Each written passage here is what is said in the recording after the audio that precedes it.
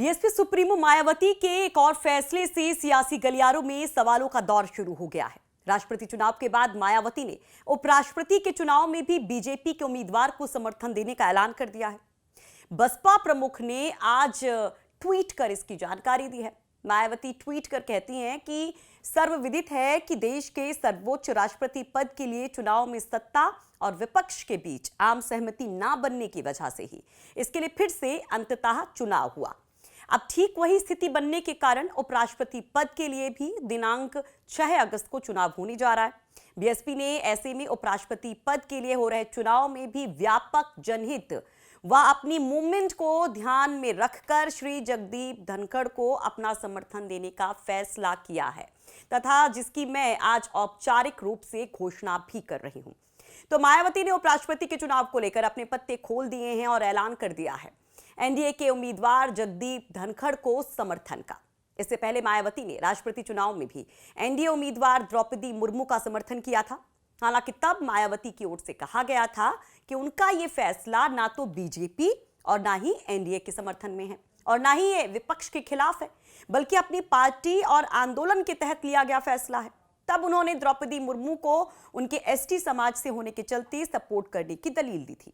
लेकिन अब जब उपराष्ट्रपति चुनाव में धनखड़, जो कि जाट समुदाय से बताए जाते हैं, वो है मैदान में, तो मायावती ने उनके समर्थन की बात की तो फिर से सवाल उठना लाजमी है, क्योंकि विपक्ष लगातार बीएसपी को बीजेपी की बी टीम बताता रहा है।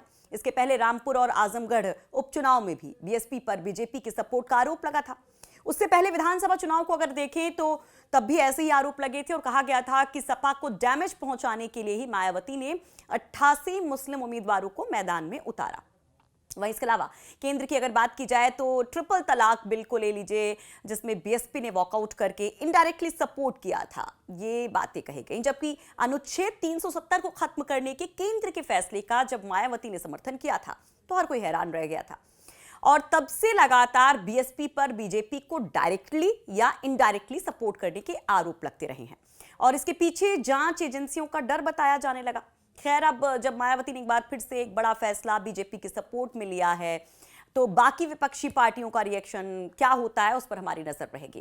लेकिन जरा ये भी जान लीजिए कि एनडीए उम्मीदवार जगदीप धनखड़ के सामने विपक्षी पार्टी के उम्मीदवार मार्गरेट अल्वा हैं, जिनके समर्थन में एक बार फिर से विपक्ष लामबंद होता दिखाई दे रहा है, जिसमें सपा सुप्रीमो अखिलेश यादव भी हैं। 6 अगस्त को ये चुनाव होना है और सबकी निगाहें इन सबके बीच में जयंत चौधरी पर भी टिकी हुई हैं कि उनका क्या फैसला होता है। क्या वो जाट उम्मीदवार के खिलाफ जाएंगे या फिर उसको समर्थन कर जाएंगे। तो आप भी अपनी राय इस पर जरूर रखिए कि मायावती ने जो फैसला लिया है वो क्यों लिया होगा और क्या आप इससे सहमत हैं। तमाम खबरों के लिए यूपी तक देखते जाइए और तफसील से खबरों को यूपी तक.in पर पढ़ते जाइए।